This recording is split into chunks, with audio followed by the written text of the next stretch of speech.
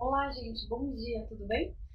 Eu sou Débora, então a gente vai estar falando agora de manhã sobre atenção psicossocial em situações de desastres naturais.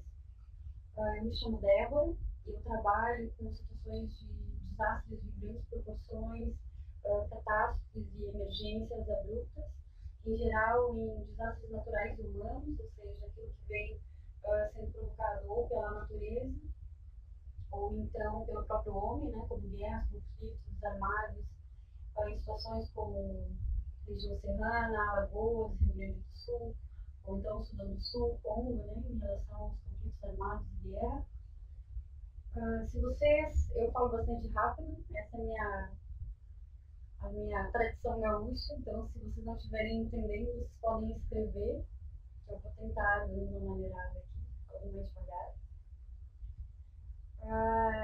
E é um pouco disso. Agora eu vou trazer um pouco dos objetivos, ou seja, do que a gente vai estar falando.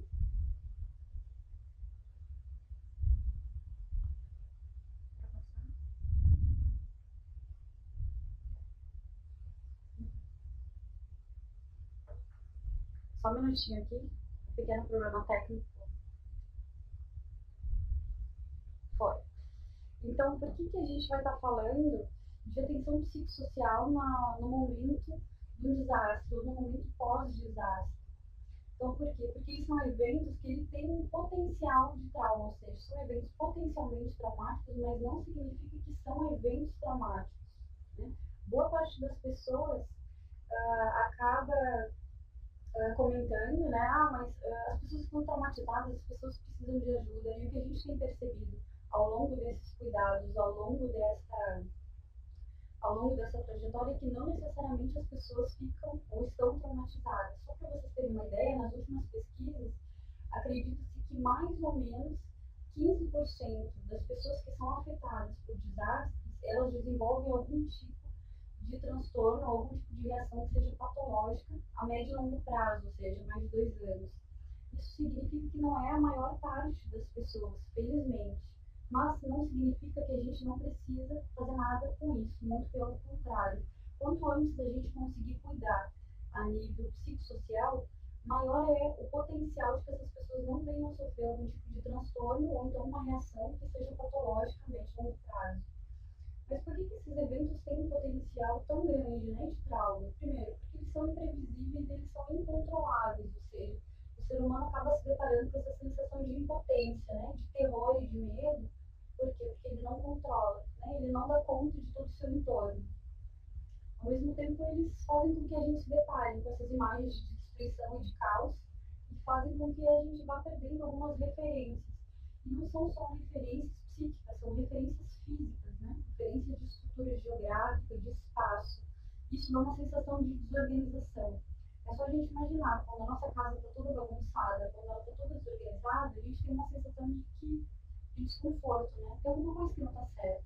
Agora imagina se todo o entorno, ao redor, estiver bagunçado, desorganizado. Dá uma sensação estranha, uma sensação, uma sensação de que de alguma forma não está. A gente precisa de ajuda, precisa de uma estrutura confortável. E esse vai desorganizando, internamente a gente vai se desorganizando, que vai trazendo uma dificuldade da gente entender o que está acontecendo, do lado de fora, mas também do lado de dentro. Bom, ao mesmo tempo, nos depara com um número grande, muitas vezes, de feridos e mortos. Felizmente, este não é o caso, neste momento, do Rio Grande do Sul, um grande número de feridos e mortos. Isso também fala, né, da estrutura das casas e da estrutura da população, que é uma estrutura melhor, porque senão provavelmente a gente teria um número muito grande de pessoas feridas e mortas, porque afinal são eventos adultos. Bueno, né? Isso dá essa sensação de que o ser humano é muito frágil, ou seja, que eu posso perder minha própria vida. Então, isso também traz um potencial de patologia aí no futuro. Ao mesmo tempo, nos deparam com perdas, né? Perdas dos meios de subsistência, ou seja, se eu perdi minha estrutura de trabalho, às vezes a lavoura, às vezes a estrutura pecuária, perdi meus animais. Isso me dá a sensação de não saber mais por onde começar, porque muitas dessas pessoas passaram muito tempo para poder reunir tudo aquilo que elas tinham, né, enquanto material. Dá uma sensação de não ter mais tempo. E isso traz um desconforto e, ao mesmo tempo, uma possibilidade de bloqueio interno, de bloqueio nesse momento para poder continuar. Bom, mas qual que é o objetivo, né? Acabei já falando um pouco disso, mas retorno aqui. O objetivo desses primeiros cuidados a nível psicossocial é, primeiro, reduzir o estresse agudo, né? Porque é extremamente potente, forte esse momento. Isso vai fazer com que a gente consiga prevenir muitos dos transtornos psicopatológicos que poderiam aparecer a médio e longo prazo, ou seja, mais de 6 meses, 1 ano, 2 anos. E para muitas dessas pessoas isso pode aparecer muito tempo depois, principalmente se elas não tiverem a possibilidade e a disponibilidade de serem cuidadas logo depois do evento e naquelas primeiras semanas que seguem este evento, que foi causado pelo desastre, né? E, ao mesmo tempo, um dos objetivos é ajudar essas pessoas a compreender e a elaborar este evento. Não é fácil. A sensação de estar vivendo, para muitas dessas pessoas, é uma sensação de estar vivendo dentro de um filme. Aquilo tudo que eles estão vendo, aquilo tudo que eles perderam, a casa está completamente alagada, os móveis, os animais que eles perderam, como se fosse parte de um filme. Aquilo ali não é de verdade. E muitas dessas pessoas precisam dessa ajuda, desse contato mais direto, para conseguir ir elaborando este evento e construindo, né, estruturas positivas, por mais que todo o entorno esteja de alguma forma desestruturado ou esteja embaixo, né, desse acabouço do desastre. Bom, vou tentar trazer agora um pouco para vocês um desenho do que seria esse suporte psicossocial. Eu queria que vocês imaginassem que essa pirâmide que vocês estão vendo neste momento é como se fosse o município de vocês. Então, imagine que essa pirâmide é um município e com a área afetada, ou seja, as pessoas que foram afetadas pelo desastre. Então, eu vou dizer para vocês que lá embaixo dessa pirâmide, onde está aquele quadradinho amarelo da Rede Tradicional de Solidariedade, queria que vocês imaginassem que fosse uma porcentagem de 70% a 85%, ou seja, a maior parte dessa população que foi afetada, ela vai ter sim dificuldade, vai ter sofrimento, mas felizmente não vai ter problema de adaptação. Ou seja, não vai precisar de um tratamento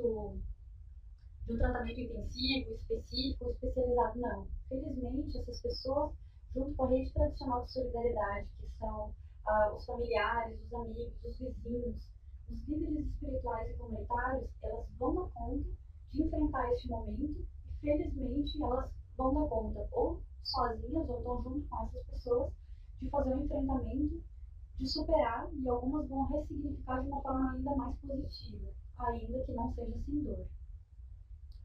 Bom, passando para o segundo nível da pirâmide, que seria a nossa população em risco, seriam pessoas, então, que teriam, né, uma possibilidade grande de ter problemas psicológicos e psicossociais em decorrência desse desastre.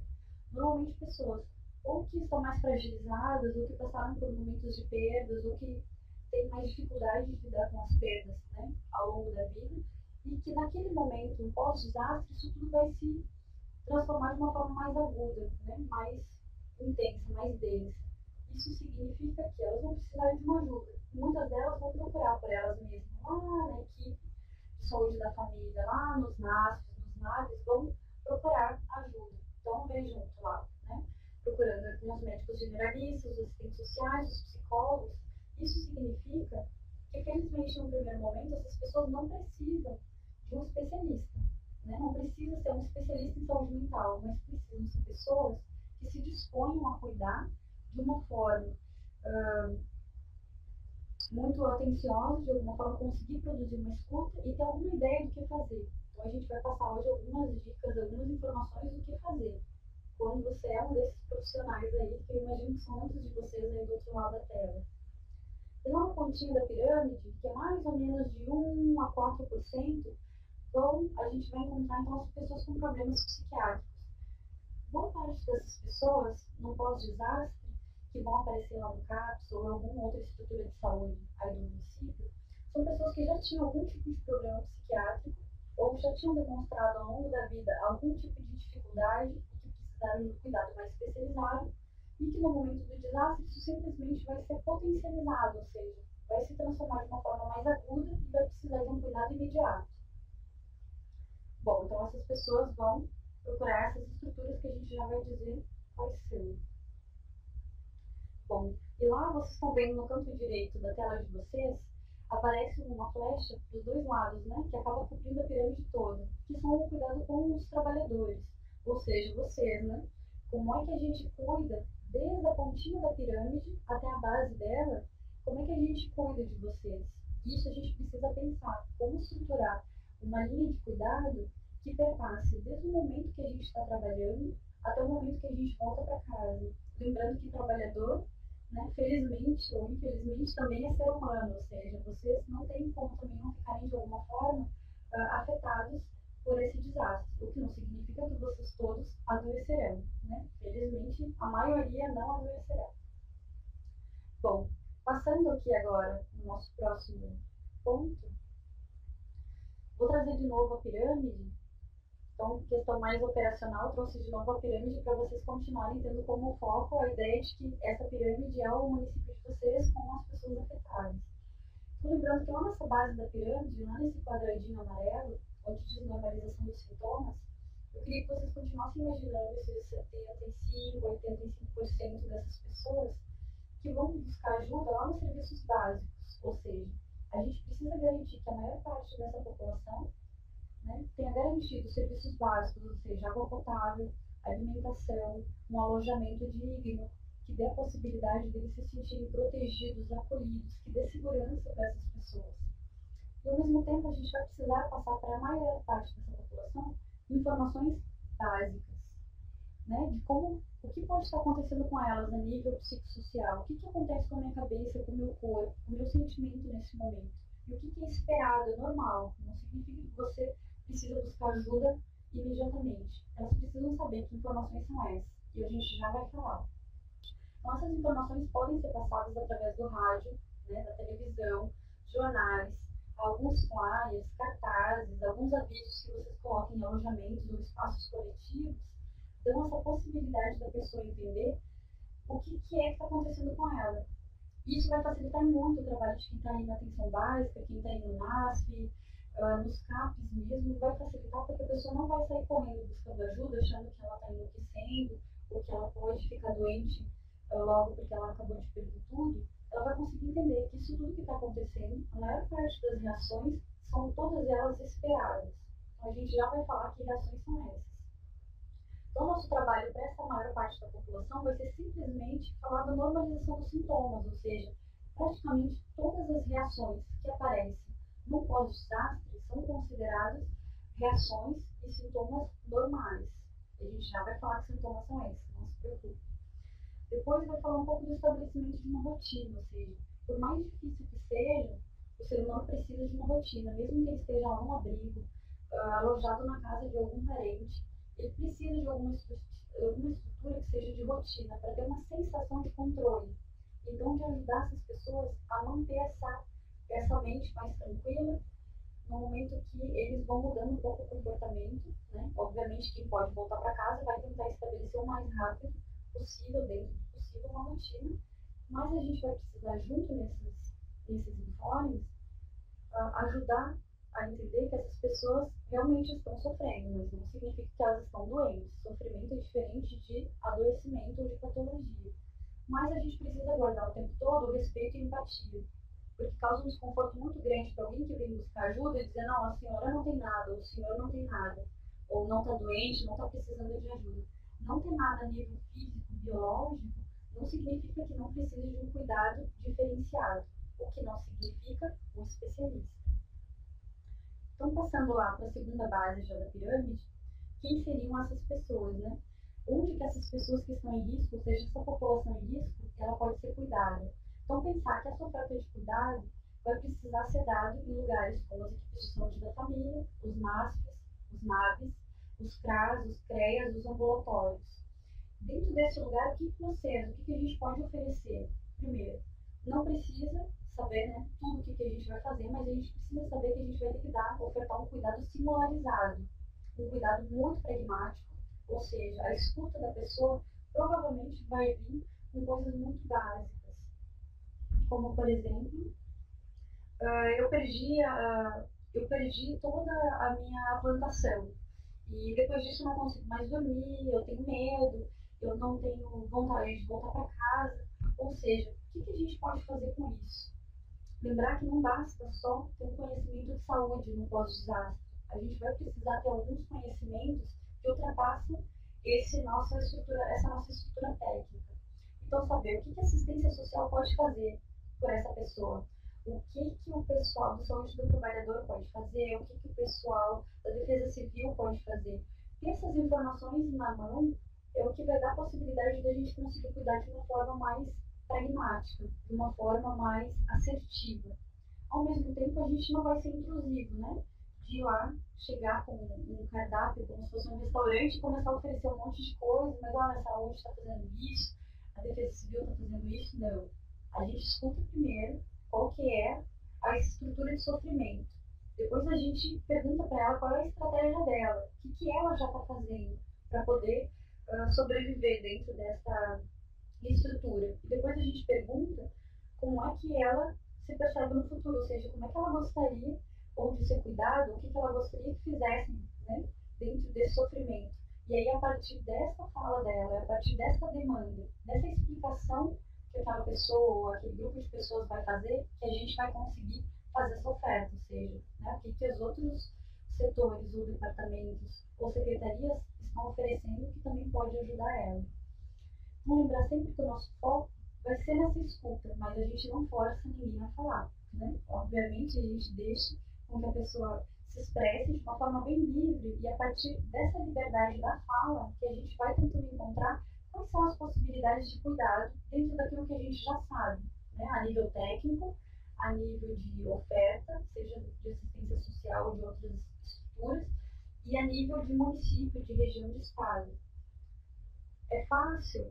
É fácil, mas tem uma complexidade que a gente precisa estar disponível. E nem sempre no pós-desastre a gente tem essa tranquilidade para pensar de uma forma mais descolada, né, do sofrimento. Mas felizmente isso dá certo.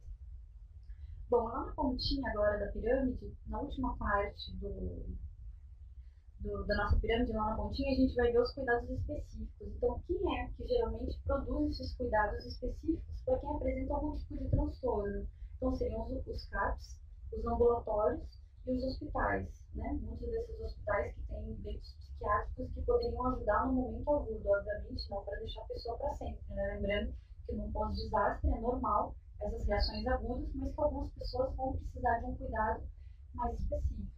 E aí, então, se encontra essas pessoas lá na pontinha da pirâmide, que felizmente é uma minoria, que vai de 1 a 4%. Bom, e para esses trabalhadores que estão ali do lado direito, naquela flechinha azul que vai para cima e vai para baixo, ou seja, cobre a pirâmide toda, a importância de ter uma oferta disponível de cuidado.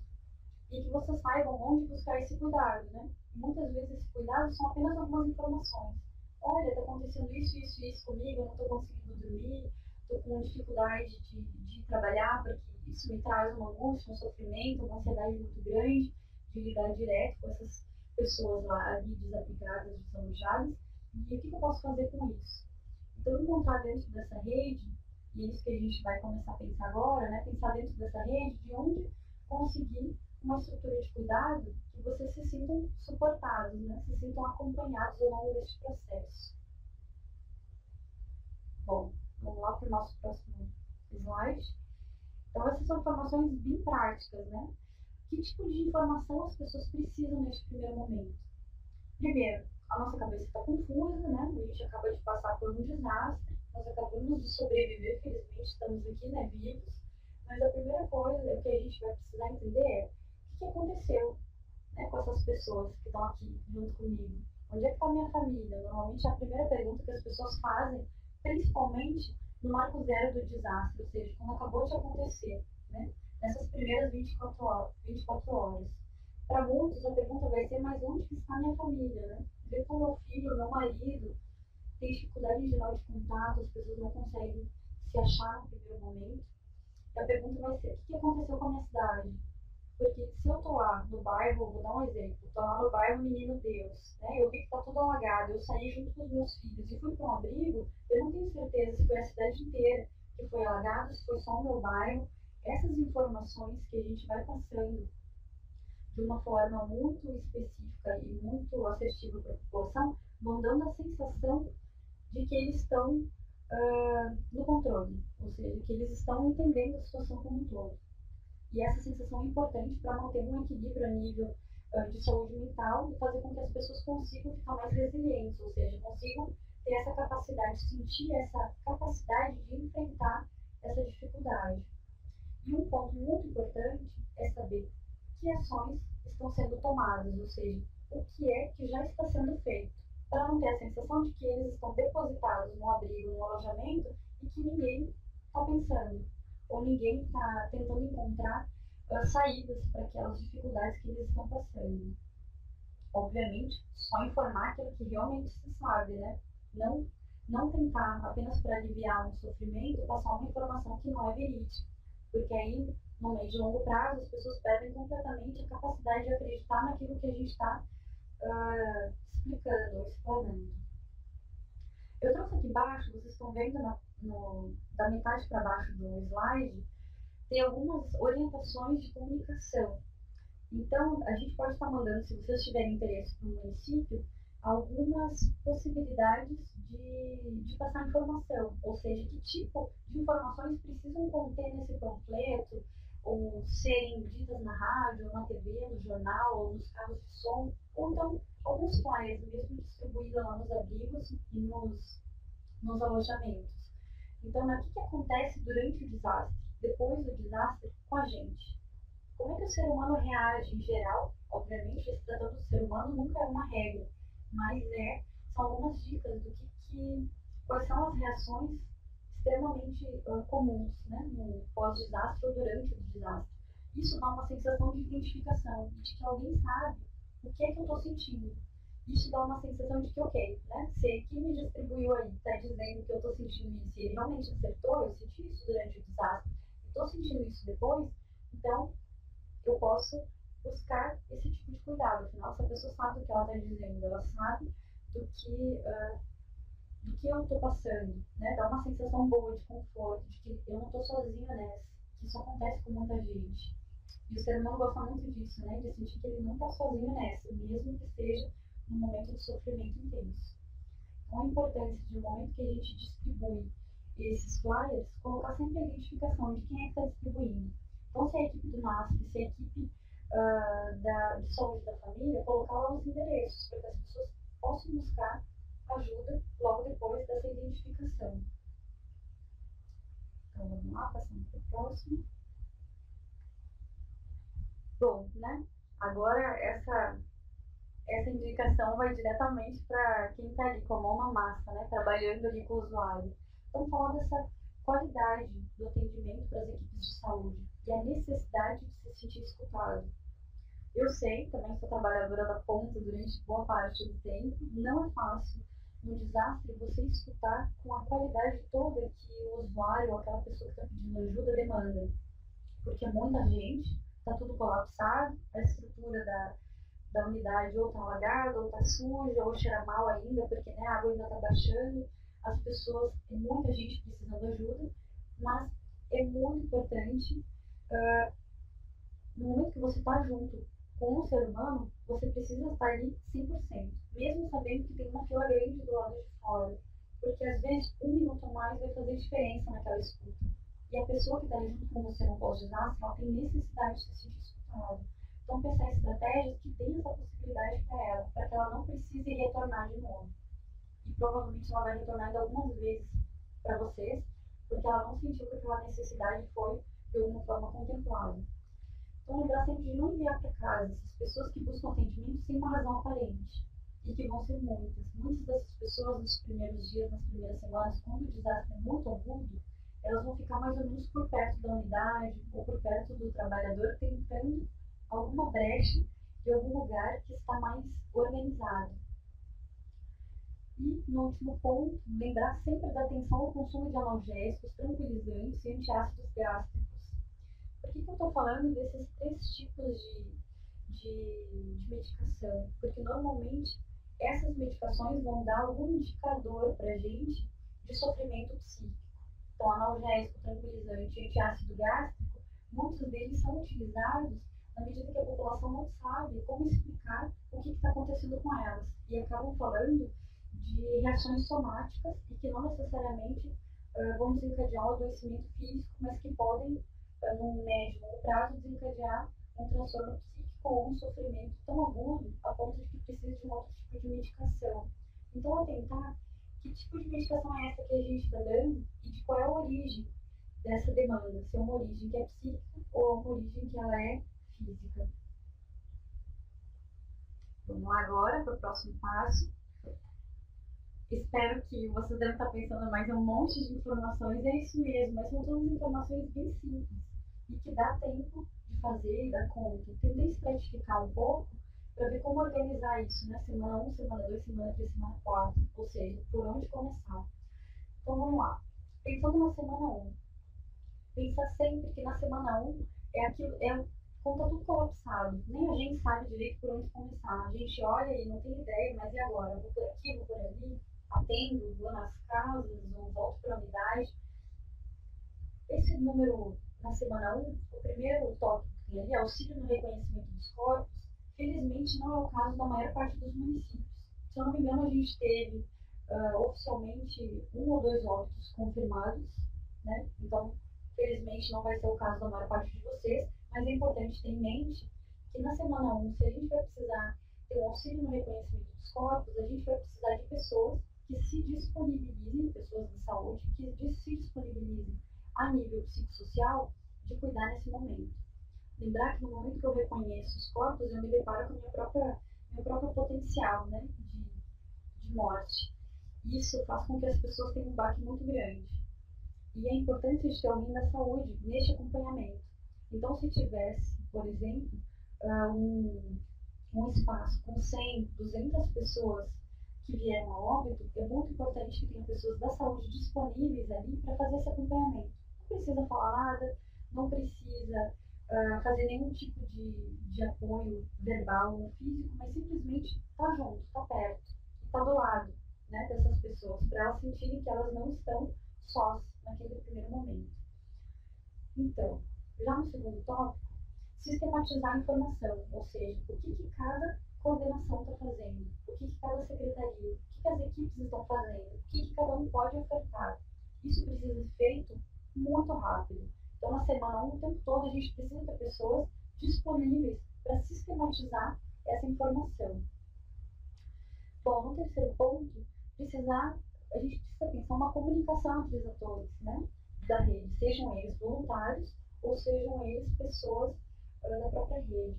Como é que a gente comunica essa informação de uma forma que a gente não precise ter um monte de relatório e nem precise falar o tempo todo que a gente está fazendo? Então, como é que a gente faz isso de uma forma bem simples? A minha sugestão é se utilizar os relatórios e materiais que vocês já utilizam no dia a dia, mas de uma forma mais simplificada. Ao invés de preencher eles até o final, escolher os pontos que não podem faltar e essa informação precisa ser passada diariamente para todas as estruturas da rede. Bom, lá no quarto ponto, pensar numa padronização do cuidado. Lembrar que se eu estou aqui produzindo cuidado agora, eu não vou poder ficar 24 horas durante 2 semanas, né? Isso não é um ano. Então, como é que a gente faz para que o meu cuidado seja o mesmo da Bruna, da Camila, da Daiane, que está aí, né? Do outro lado, fazendo o atendimento, mas que provavelmente vão atender os mesmos pacientes ou usuários que eu. Então, precisa ter um padrão aí. Depois de pensar, então, em cuidados que sejam coletivos. Lembrar que é muita gente afetada ao mesmo tempo. Não dá para cuidar um por um no primeiro momento. Então, a semana 1 é muito mais dos cuidados coletivos do que dos cuidados individuais. Eu sempre brinco que no pós-desastre a gente tem que pensar grande, né? Mesmo que o sofrimento venha um por um. Ou seja, vem lá o seu João, vem lá o seu José pedindo ajuda, a dona Maria vem pedindo ajuda, mas no momento que um pede ajuda, a gente já tem que pensar que ele é só um representante de um número muito grande de pessoas que estão na mesma situação. Então, como pensar num cuidado que seja coletivo antes de ser individual? Ainda na semana 1, não dá para faltar um cuidado para essas pessoas que estão ali cuidando, para esses trabalhadores que estão aí na ponta. Ou seja, quem vai ficar numa retaguarda para fazer esse cuidado? O que não significa que alguém, gente, que tem que ser psicólogo ou alguém que tem que fazer escuta direta. É alguém que simplesmente tem que pensar se todo mundo da equipe comeu já, se todo mundo da equipe tem uma agenda que é compatível com o ser humano. Ou seja, né, que vai conseguir dormir, vai conseguir descansar, vai conseguir retornar, principalmente para quem está trabalhando em abrigo, junto com um coletivo muito grande de pessoas. Então precisa pensar numa estrutura humana de cuidado. E às vezes é um membro da equipe que vai deslocar nessas primeiras semanas para conseguir pensar de uma forma mais clara. Bom, no próximo ponto são as informações de saúde mental na mídia. Lembrando que muita gente vai estar super agoniada, né? Tentando buscar ajuda, mas não sabe por onde começar. Lembrar que neste momento a mídia pode ajudar, ou ela pode trabalhar a nosso favor. Em geral, as equipes de saúde, em especial as equipes de saúde mental, não gostam muito da mídia, né? Acham que ela mais atrapalha do que nos ajuda. Bom, ela realmente atrapalha, mas a gente tem que aprender a lidar com ela a favor daquelas pessoas que necessitam. Então, já que ela está ali demandando informação e querendo passar uma informação, aproveitar para passar as informações aí de saúde mental, de como cuidar. E o que acontece, reação, que tipo de cuidado pode facilitar a vida dessas pessoas no primeiro momento. E aí a gente já vai dizer qual é que tipo de reação ou que tipo de informação são essas. E ainda na primeira semana, falar desses primeiros acolhimentos. Lembrar que os acolhimentos os acolhimentos de saúde mental na semana 1 são acolhimentos que qualquer ser humano poderia dar. Ou seja, não precisa ser especialista. Felizmente não precisa. A não ser, obviamente, para aqueles casos lá da pontinha da pirâmide, que felizmente é só de 1 a 4%, e provavelmente a gente vai ter profissionais suficientes para poder fazer esse cuidado. Vamos tomar uma água aqui. Vamos lá, semana 2. Alguns de vocês já estão aí na semana 2, né? Então, essa é a semana de começar a ajudar essas pessoas na elaboração do processo de luto. Aí vocês podem estar dizendo, mas que a gente não perdeu ninguém, né? Não teve nenhum óbito no meu município. Lembrar que o luto a gente não só fala de luto, né? Das pessoas que perderam algum ser humano, né? Algum ser vivo, mas muitas pessoas que perderam a sua estrutura de subsistência, ou seja, o seu trabalho, sua agricultura, ou perderam suas casas. Essas pessoas não precisam elaborar aqui rápido, porque elas precisam reconstruir a tempo de conseguir ter uma estrutura de rotina mais estável. Então, ajudar essas pessoas a entender isso. E lembrando sempre que é aquele tipo de escuta pragmática, né? Você escuta a demanda dela, vê o que ela já está fazendo e a partir disso o que você tem de informação que você poderia ajudar ela para ela continuar no caminho dela. O segundo ponto na semana 2, então, sempre lembrar que as estratégias precisam ser coletivas, mas agora a gente já está incluindo um ponto a mais. Elas também vão precisar ser individuais de cuidado, ou seja, agora vão começar a vir as pessoas que estão sentindo que elas já estão saturadas, né, de sofrimento. Elas não conseguem dormir já há mais de uma semana, elas têm muito medo há mais de uma semana, estão com dificuldade para respirar, dificuldade para comer, né, não estão tendo fome, ou estão tendo fome de uma forma exagerada. Então, essas pessoas sim vão precisar de um cuidado diferenciado. E provavelmente essas pessoas vão para o segundo nível lá da pirâmide. O terceiro ponto já da semana 2 é pensar no segmento de cuidado com os cuidadores, né? Que tipo de oferta está sendo feito para eles e como é que a gente dá sequência a essa oferta para quem está ali na ponta, né? O trabalhador de ponta. E depois os rituais coletivos. Como eu disse, felizmente não é o momento desse desastre, mas pode ser, né? Infelizmente a gente precisa estar sempre bem preparado para desastres de grandes proporções, mesmo que nunca venha acontecer, a gente precisa estar preparado. E normalmente na semana 2 é quando começam os rituais coletivos. Então, se fosse o caso, por exemplo, de muitas pessoas soterradas, que normalmente têm dificuldade de reconhecimento muito grande, ou muitos corpos normalmente não são achados, a gente pensa em rituais coletivos, como, por exemplo, enterros ou funerais que são simbólicos, né? São os enterros sem os corpos presentes. Isso precisa ser pensado já nessa segunda semana, que normalmente é quando as equipes de busca acabam nos dizendo que elas não têm mais esperança ou expectativa de achar pessoas vivas. Então, lembrar que as equipes de saúde precisam estar pensando e precisam estar atentos a isso. Na segunda semana, então, reforçar a rede de saúde mental já existente. existe uma rede que vai precisar ser operante. Boa parte dessas pessoas, dos municípios afetados, já tinha uma agenda muito densa. Então vai precisar de um reforço, porque afinal essas pessoas, muitas já estavam lá com seu nome na lista para ser atendidos, já eram nossos pacientes ou clientes, mas agora vai ter um número a mais de pessoas que vai estar chegando aí. Então, de pensar como é que a gente reforça essa rede de saúde mental que já existe. Né? E o último ponto, pensar as ações através dos agentes comunitários de saúde. Aí os agentes estão aí do outro lado e estão se perguntando, mas o que eu vou fazer, né? Eu nunca trabalhei com isso, como é que eu faço? Calma, a gente já vai chegar. Os próximos slides falam um pouco do que fazer com isso, quando você não é esse profissional de saúde mental registrado, pelo menos tecnicamente, você não se identificava com isso até aparecer um desastre. A partir de agora, felizmente, é mais claro, né, como é que a gente se percebe nesse processo. Vamos lá, então, semana 3. Na semana 3, a gente vai começar a pensar em intensificação do cuidado com os cuidadores. Por quê? Só lá na semana 3, intensificar esse cuidado. Vocês têm uma ideia? Um minuto para vocês pensarem enquanto eu bebo água.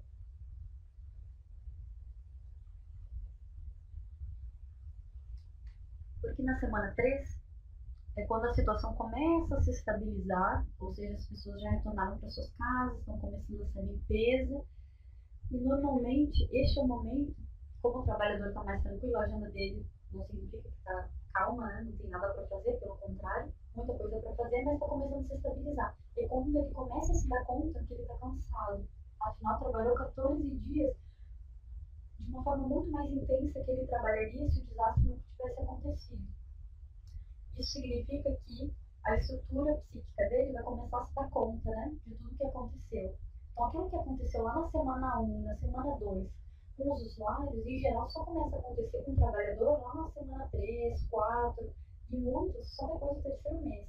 Que é quando a gente se dá conta do quão triste e do quão sofrido foi para a gente naquele processo. Aí eu repito que não significa que esses trabalhadores vão ficar doentes e vão todos precisar de um psicólogo. Não, infelizmente vão ficar tristes, vão perceber o quão difícil é esse processo de cuidado, mas que a gente sobrevive de uma forma, às vezes, muito mais intensa, né, do que a gente sobreviveria antes ou na ausência de um desastre, porque a gente se dá conta desse potencial de vida e de sobrevivência que a gente tem enquanto humano.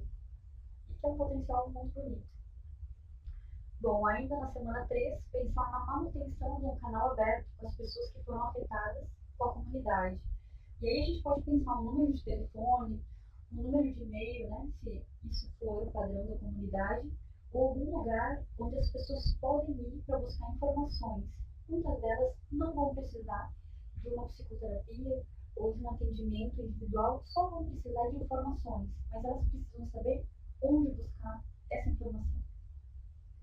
E lá na semana 4, né, para terminar o nosso mês, a gente não pode esquecer de reavaliar as ações que a gente já executou e pensar o que deu certo, o que não deu, e daqui para frente, como é que a gente vai planejar as próximas 4 semanas. A minha sugestão para vocês é sempre pensar um desastre por semana, né? Na primeira semana, na semana 1, a gente tem a sensação de que se passaram 5 meses, na verdade só passou uma semana, são 7 dias, mas eu brinco que os dias de um desastre não são os mesmos dias do calendário que a gente acompanha, são muito mais intensos. Então, nessa semana 4, a gente vai precisar reavaliar mais 4 semanas. E aí pensar de novo. Agora, semana 5, semana 6, semana 7, semana 8. Quando chegar lá na semana 8, a gente reavalia e planifica a próxima semana. A gente precisa pensar semana por semana, dia por dia. Isso vai facilitar a gente ter uma ideia de todo. Ou seja, o que está acontecendo com o nosso processo de trabalho, mas também com as pessoas. E aí verificar as demandas a médio e longo prazo, ou seja, o que essas pessoas já estão identificando como uma demanda, o que vocês estão identificando como uma necessidade para esses próximos dias, para essas próximas semanas. E agora talvez seja perguntas de alguns, mas quais são essas reações que são normais, né, ou que são esperadas? Então lembrar que muitas dessas reações, a maior parte delas, elas vêm impregnadas no físico, né? Então, insônia, que é extremamente comum, agitação, problemas gastrointestinais, a pessoa precisa ir no banheiro várias vezes, isso significa que para ela vai ser provavelmente um problema, né? Porque ou ela está num abrigo, ou ela está alojada na casa de alguém com um número muito grande de pessoas, isso vai causando uma série de dificuldades, as dores musculares, né, que vem muito dessa contração que está muito conectada ao nosso pensamento, né? Se eu estou muito preocupada, eu estou tensa, não sei o que vai acontecer, eu estou com medo, minha musculatura contrai. E, obviamente, em alguns dias eu tenho uma dor que eu tenho a sensação de que é uma doença, mas, na verdade, é a minha contração que vem conectada ao medo, à agitação, à ansiedade, ao não saber o que fazer, e que minha musculatura acaba incorporando isso que vem lá do meu cérebro, não necessariamente da minha estrutura física. As vertigens, o cansaço permanente, vocês já imaginam, né? Por que vem esse cansaço permanente? Afinal, o cérebro não para de pensar estratégias, possibilidades, pensar no que passou, tentar entender o que vai fazer no futuro, porque ele acredita, né? A pessoa em geral acredita que ela tem pouco tempo para poder resolver, para poder dar conta do que está acontecendo com ela. Isso vai fazer com que o corpo fique paralisado. Afinal, o cérebro não para de pensar, né? O cérebro está muito agitado. Então, o corpo dá uma paralisada, né? Ele dá uma sensação de que ele não tem para onde ir, tá? Tá durinho ali. Em relação às reações cognitivas, como eu já falei, esse sintoma de dissociação. O que é um sintoma de dissociação? É essa impressão de que não é real, impressão de não realidade, como se eu estivesse dentro de um filme, como se aquilo tudo que aconteceu não foi comigo. Ao mesmo tempo, vem as amnésias. E aí, muitas dessas pessoas não bateram a cabeça, não, elas não estão sofrendo de nenhum problema mais grave, a nível patológico, mas o nosso cérebro ele é muito inteligente. Quando a gente passa por situações de dor intensa ou de medo muito grande, de pavor, de pânico, ele tem a tendência de bloquear, de fazer apagar, ou pelo menos adormecer parte daquilo que nos traz sofrimento muito intenso. Então, a gente tem algumas amnésias parciais ou totais, como, por exemplo, algumas pessoas não lembram como chegaram no telhado das casas. Outras não vão lembrar como foi que ela chegou no abrigo, ou como foi que ela se salvou. E, pasmem vocês, a maior parte dessas pessoas nunca perdeu a consciência em nenhum momento. Simplesmente o cérebro, porque foi tão intenso aquele sofrimento, que o cérebro resolveu dar uma amenizada, dar uma bloqueada. Provavelmente em algumas semanas isso vai voltar, e para alguns, quando a intensidade for muito grande, talvez não retorne mais. Bom, o próximo ponto, não se preocupem que já está acabando, o próximo ponto é a redução ou aumento excessivo de atividades. Tem pessoas que não conseguem parar quieto. Elas vão de um lado para o outro, elas precisam voltar lá na casa, tentar limpar, tentar reconstruir. Por quê? Porque a ansiedade é tão grande, a demanda é tão grande a nível interno, a nível do intelecto, que o corpo precisa reagir. Então, ao contrário daquelas que paralisam, algumas vão precisar ficar em atividade o tempo todo, porque é uma forma de não pensar, é uma forma de acalmar o cérebro, produzir ações que são psicomotoras, ou seja, ela vai transitar de um lado para o outro. Então, ter paciência com essas pessoas, né? Não querer estabilizá-las a todo custo e tampouco medicar para que elas se paralisem. Parte dessas atividades ou dessa intensidade de atividade vai ajudar muito ela a reconstruir. Então, tentar usar esse aumento excessivo de atividades a favor dela e não contra ela naquele momento. Agora, aqui, um dos últimos pontos é o comportamento autodestrutivo. Vocês estão vendo que essa frase está toda em maiúsculo, né? Está todo momentativo. Por quê? Porque, principalmente, aqui no Rio Grande do Sul, que a gente tem um número muito grande de pessoas que tem uma valorização ao processo de trabalho e aos bens materiais, a possibilidade de um aumento de alcoolismo, um aumento de tentativa de suicídio ou de suicídio como um todo, ou então de violência física, é muito grande. Então, os profissionais precisam ficar atentos, porque o não cuidar nesta semana 1, semana 2, semana 3, pode dar a possibilidade de que a gente tenha um número de suicídios muito grande nas próximas semanas ou nos próximos meses, quando as pessoas começam a sair daquele sintoma de dissociação, aquela sensação de filme, para uma realização concreta. Ou seja, e agora? Por onde eu começo? Se elas acharem que elas não têm saída, ou que não tem ninguém que pode, de alguma forma, auxiliar elas, algumas podem vir a terminar com a própria vida. Então, esse é um ponto importante de ficar atento, principalmente as pessoas que têm uma valorização muito grande ao processo de trabalho, ou então as pessoas que perderam membros da sua família. Bom, violência física e verbal eu já falei, né, um pouco. Lembrar que no pós-desastre só intensifica aquilo que já existe. Em geral, uma pessoa que nunca foi violenta ou que de alguma forma nunca agrediu ninguém, ela não vai simplesmente, depois de um desastre, começar a fazer isso. A gente simplesmente vai ter um aumento e uma intensificação de estruturas psíquicas que já existiam anteriormente ao desastre, mas que agora elas são potencializadas, ou seja, elas ficam agudas. E, obviamente, agora é muito mais fácil de observar, porque antes as pessoas estavam nos seus espaços privados e agora a maior parte delas está em espaços coletivos, ou seja, se ela está num alojamento com um monte de pessoas, é muito mais fácil visualizar o que antes acontecia dentro da casa dela e que apenas elas e os familiares poderiam acompanhar. Então, a gente está atento para isso e não achar também que só aumentou a violência, né? Mas lembrar que algumas dessas pessoas simplesmente transferiram a violência que era da estrutura privada para a estrutura coletiva. E lembrar dessa alteração do comportamento sexual. No pós-desastre, em especial, como os coletivos estão muito ampliados, né, dentro de alojamento, abrigo, é muito comum um aumento da violência sexual, não só doméstica, como a violência para outras pessoas que estão lá nesses espaços coletivos.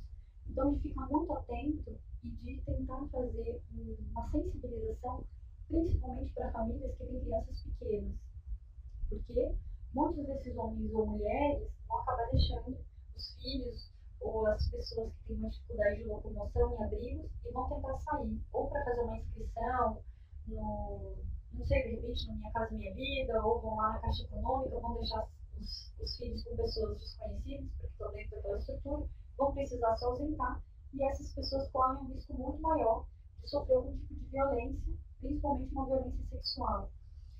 No pós-desastre, a gente tem uma expectativa e os indicadores de violência sexual eles aumentam muito. Então, a gente fica muito atento, principalmente onde tem um número muito grande de pessoas em alojamento. Bom, acredito eu que esse já é um dos últimos slides. Eu vou falar ainda agora das reações afetivas e relacionais. Lembrar que a gente tem um potencial muito grande de começar a perder a confiança no ser humano. Principalmente se a minha casa estava alagada e eu percebi que roubaram coisas da minha casa. Ou então roubaram parte do meu gado ou estruturas que tinha lá no meu campo. Eu começo a perder a confiança no ser humano, como se ninguém mais prestasse, ninguém mais de alguma forma pudesse me ajudar. E eu passo a me sentir sozinha. Essa é uma reação esperada, mas é preciso que a gente ajude essas pessoas a começar a criar uma expectativa de confiança de novo. Perda da fé e de crenças básicas. Muitas pessoas vão colocar em xeque agora, né? A sua fé e a sua crença. Vão barganhar com Deus, vão discutir com Deus e muitos vão brigar. Esse é importante não de fomentar fés e crenças que não existiam, mas de perguntar antes do desastre se essa pessoa já tinha uma crença, já tinha uma fé, de tentar fazer um resgate disso. Não importa qual seja a fé, qual seja a crença, a importância simplesmente é de trazer esse conforto que já existia, mas obviamente não criar novos que não existam, né? Lembrando da fragilidade deste momento. Ainda nas reações afetivas e relacionais, é muito comum um estado mais depressivo, como uma sensação de apatia, de culpa, de desespero, de retraimento afetivo. Então, de pensar como ajudar essas pessoas. E aí, através dessa escuta pragmática, desse cuidado mais próximo mesmo, né, que é muito mais corporal nesse momento, ou seja, de estar perto, de estar junto, do que estar de alguma forma usando a fala para poder ajudar. E essa dificuldade de estabelecer relações sociais, né? Como se as pessoas, mesmo estando no mesmo abrigo, no mesmo alojamento, estivessem desconfortáveis, incomodadas. Então, de tentar fazer com que as pessoas, mesmo dentro de um alojamento, tenham uma sensação de lar, por mais difícil que isso seja. Então, ajudando a fazer com que os alojamentos fiquem mais personalizados, as famílias fiquem juntas. Sempre importante não separar mulheres de homens, muito menos as crianças dos seus pais. Então, sempre, né, se existe uma família que já está completa, fazer com que essas famílias fiquem juntas. Isso dá a possibilidade das pessoas se sentirem mais cuidadas. Algumas dessas pessoas começam a sentir, então, a diminuição de contato com os outros e a diminuição de afeto. Como se ninguém gostasse delas, né? Como se ninguém se aproximasse, como se elas fossem pessoas que repelissem de alguma forma o contato social. Isso é importante de ir demonstrando para elas, através daquilo que a gente vai escrever lá nos flyers, ou aquilo que a gente vai falar na mídia, mas principalmente demonstrando o prazer que a gente tem de estar junto com elas, e não o desconforto do nosso desconforto de estar lá naquele lugar. Bom, gente, já falei bastante. Agora eu vou tentar ler um pouco o que foi que vocês escreveram aqui no chat. Para aquelas pessoas que escreveram, eu vou tentar tudo numa devolutiva aqui verbal. Para aquelas que quiserem alguma estrutura mais escrita, vocês já sabem, né, que os slides eles ficam todos na internet. Então isso é uma facilidade. Se alguém não conseguiu acompanhar o tempo todo, vai poder retornar. E ao mesmo tempo vou tentar responder agora algumas perguntas. Então, este é o momento, vamos lá. Quem tem pergunta, quem está pipocando, quem concorda, quem discorda, esse é o bom momento de se comunicar.